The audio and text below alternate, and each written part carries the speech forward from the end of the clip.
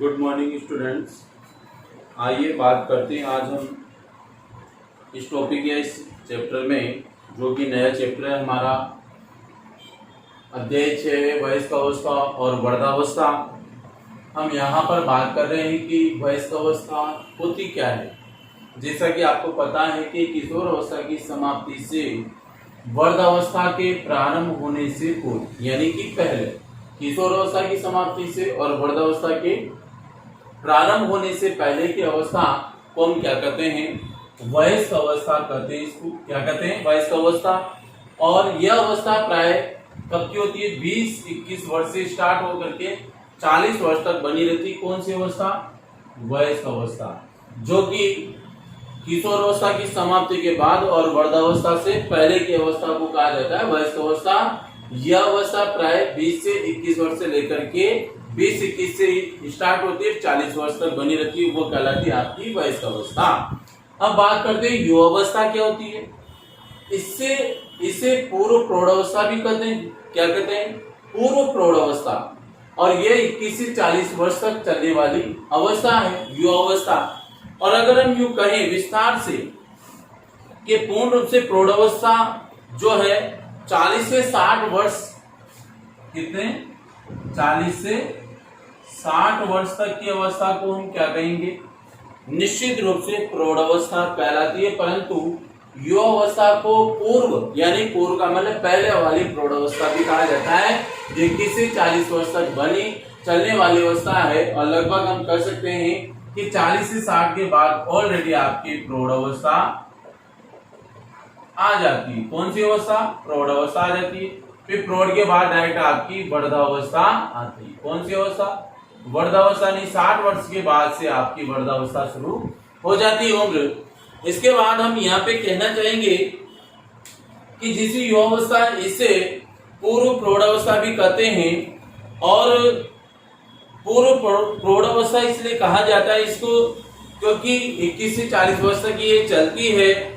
और इस अवस्था के दौरान, यानी जो युवावस्था है जिसको हम प्रौढ़ावस्था कहते हैं, तो इसे पूर्व प्रौढ़ावस्था भी कहते हैं। 21 से 40 तक चलने वाली अवस्था। इस अवस्था के दौरान युवा विशिष्ट जीवन लक्ष्यों का निश्चित रूप से क्या करता है, चुनाव कर लेता है। यानी कि इसको क्या करना है, किस प्रकार, किस जीवन शैली को जीना है, क्या व्यवसाय करना है, संपूर्ण लक्ष्यों को निश्चित रूप से वो चुनाव कर लेता है। और अपनी शक्तियों को, अपने निर्धारित लक्ष्यों को प्राप्त करने में क्या होता है, लग जाता है। यानी कि जिसे इसको पैसा कमाना है, बड़ा होकर के क्या करना है, सब संपूर्ण रूप से पूर्ण जीवन निर्वाह की तैयारी वो यहाँ पर इस अवस्था, जिसको हम कहेंगे पूर्व प्रौढ़ावस्था में कर लेता है।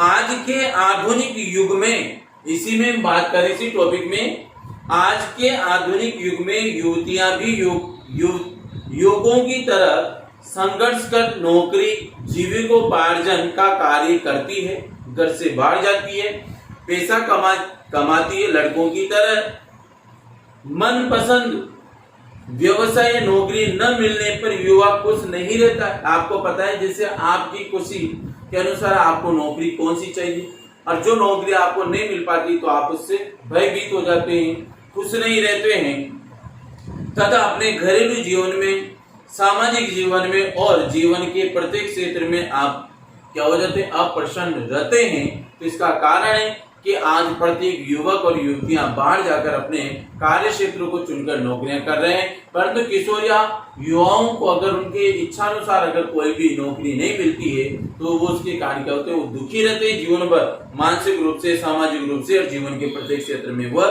दुखी या प्रसन्न रहते हैं। युवा अवस्था ही वह समय है, युवा अवस्था ही वह समय है जब युवक और युवतियों को अपने जीवन में स्थिरता लाने के लिए उपयुक्त जीवन साथी का चुनाव कर विवाह ग्रस्ती बनानी होती है।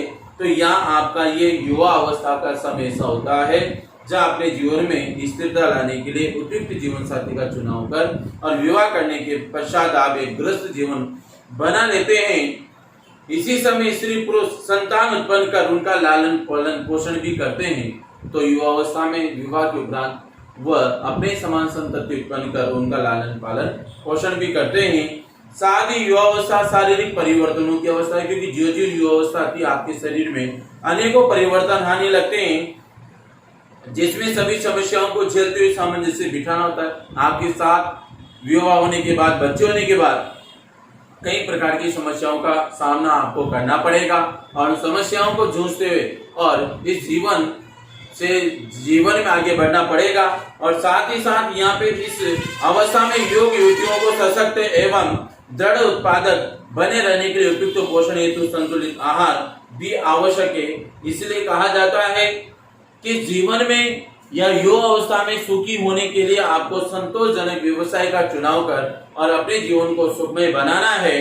और इसके बाद हम बात करते हैं प्रौढ़ अवस्था की पूर्ण रूप से कि प्रौढ़ अवस्था क्या है, तो इसके बारे में भी आप जान लें।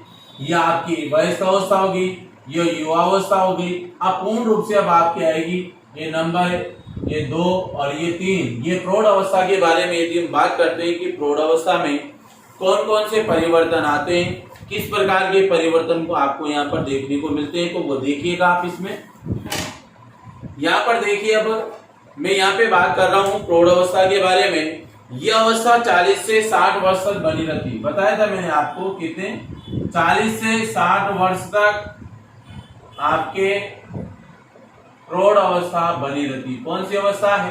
प्रौढ़ अवस्था, जो कि 40 से 60 वर्ष तक बनी रहती है और इस आयु तक चलती है। इसके प्रारंभ और अंत में कुछ शारीरिक परिवर्तन भी आपको देखने को मिलेंगे। इसके अंत में और प्रारंभ में कुछ शारीरिक परिवर्तन आपको दैनिक शरीर में होने वाले परिवर्तन दिखाई देंगे। इस अवस्था में जनन क्षमता, शारीरिक शक्ति और मानसिक स्फूर्ति क्या हो जाती है, यानी कि प्रजनन करने की क्षमता, शारीरिक शक्ति काम करने की क्षमता और मानसिक स्फूर्ति यानी कि दिमाग की जो हलचल है या दिमाग की जो मानसिकता जिसको हम कहते हैं माइंड पावर, वो भी क्या होता है धीरे धीरे कम होता चला जाता है। क्योंकि प्रौढ़ अवस्था ऐसी अवस्था है जो वृद्धावस्था की ओर अग्रसर होने लग जाती है। साथ ही हम कह सकते हैं कि प्रौढ़ अवस्था जीवन का वह समय जब व्यक्ति अपनी शिखर पर होता है। क्या होता है? शिखर पर, यानी ऐसी ऊंचाइयों पर होता है जहां उसके परिवार का पूरा लेखा जोखा उसको रखना पड़ता है तथा अपनी सफलताओं में स्थिर हो जाता है। इस समय वो आर्थिक सामाजिक उन्नति के चरमोत्कर्ष पर होता है, यानी चरम सीमा पर चला जाता है कि उसको अपने परिवार का व अपने आप का आर्थिक और सामाजिक उन्नति किस प्रकार करनी है। इस अवस्था में शरीर का भार भी बढ़ता हुआ चला जाता है। इसमें प्रौढ़ अवस्था में बालों तथा त्वचा में परिवर्तन हो जाता है। त्वचा रूखी होने लग जाती है, बाल सफेद होने लगते हैं, त्वचा आंखों के नीचे झुर्रियां पड़ जाती है और नेत्र ज्योति की तीक्ष्णता कम हो जाती है, यानी कि आंखों से दिखाई देना भी कम हो जाता है। और यह अवस्था कामशीलता और रजोनिवृत्ति के काल की अवस्था कहलाती है। रजोनिवृत्ति या फिर हम यूं कह सकते हैं कामशीलता का मतलब शरीर में काम करने की शक्ति क्षीण हो जाती है और महिलाओं में माहवारी आना बंद हो जाती है। इसका मुख्य लक्षण ये माना गया है। तो इसको हमने कहा है कि ये प्रौढ़ अवस्था है, जो कि मैंने आपको एक शॉर्टकट तरीके से समझा दिया है। तो ये आज हम इस अध्याय में वयस्क अवस्था किसे कहते हैं, युवावस्था क्या है और प्रौढ़ अवस्था कब से कहां तक की अवस्था मानी जाती है, जिसमें किस किस प्रकार के परिवर्तन होते हैं, इसके बारे में हम अगले वीडियो में बात करेंगे। वृद्धावस्था के बारे में तो मैं आपको अगले वीडियो में इसके बारे में विस्तार से समझाऊंगा। Thank you so much.